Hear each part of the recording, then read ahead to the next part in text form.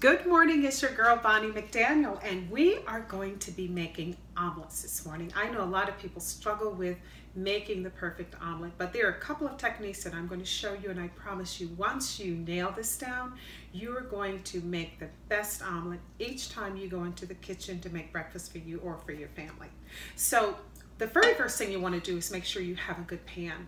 This is a pan that I have had a long time. For me, it's not about pretty pans, it's about pans that work.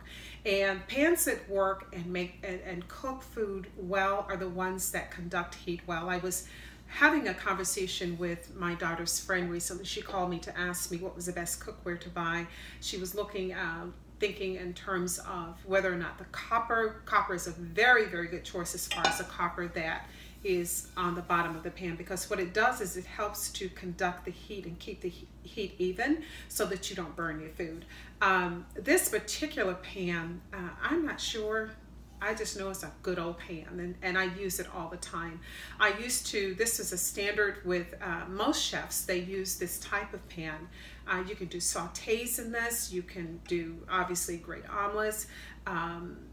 I've done crepes in this, and I used to use this a lot when I had my bed and breakfast. So we're going to get started. I'm going to show you some basic tips, and I promise you're going to be able to make a great omelet after this.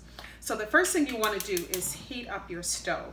Now, you don't want to turn up the heat too high, because if you do that, the pan's going to overheat and you're going to burn your omelet. So do it about midway, and take your time when you're cooking. Don't try to rush the process. Just turn that heat on, and then we're going to do about maybe a half tablespoon of butter.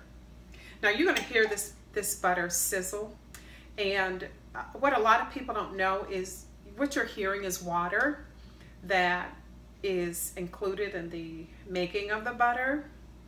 I very often use European butter, and you'll find that it doesn't make all that noise, because what's happening is you got the fat in the water and it's basically fighting with each other. So you're going to hear this sizzle. Put a little bit more in there because we don't want to make sure that we don't that our omelet does not stick. So while that's heating, we're going to do 4 eggs. This is enough to serve 2 people, but if you have someone with a big appetite, it's probably just enough for them. So we're going to start with 4 eggs. And if you are like myself and don't like the egg yolk, this also works very, very well with an egg white omelet. And for the sake of this, we're just going to do, of our video today, we're just going to do a basic omelet. And you're going to beat this. Now you see that it has you see the white, of course, and the yellow that's separated. And the idea is that you're going to beat this so that everything is perfectly incorporated. So you beat that for about a minute. You're going to add a touch of cream, about a tablespoon. Add a little bit of sea salt and a little bit of fresh ground black pepper. Now you know your pan is ready for this when it should look like that. I don't know if you can see that. So, and you hear that bubbling sound also. So you're gonna pour that. You hear that? That's the pan saying to you, you got this right. Now here's where all of the technique comes into play. The thing that you want to do is make sure that you start to see the egg cook just around the border. I don't know if you can see that, but imagine if you're making a pancake and how it starts to cook around the edges first. So you want that solid look around the edges. And what you're going to do is you're going to take a spatula and you're going to begin to pull that cooked part in toward the center. And you do that all around the edges, very, very slowly. Again, take your time. You want a good omelet. You don't want a fast omelet. And I'm thinking that Valentine's Day is coming up, and this is, if you want to impress your better half, make them this perfect omelet and serve it up for breakfast in bed. And guys, it doesn't just have to be the woman who does this, or whoever your significant person is who's always in the kitchen cooking. Anyone can do this. So it's starting to come together nicely. I'm going to turn this fire down just a little bit more because I don't want this to burn.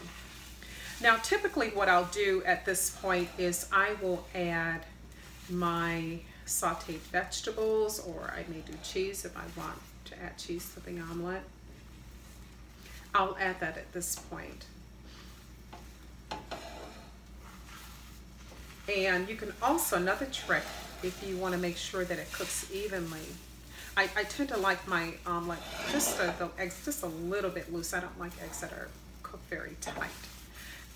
I would stick this in an oven that's been preheated to 350 degrees. But you see what that looks like? This is really going to be a very good omelet. It's real simple, and you see that's how you get all your fluffiness. So at this point, I'm going to let it cook just a little bit more.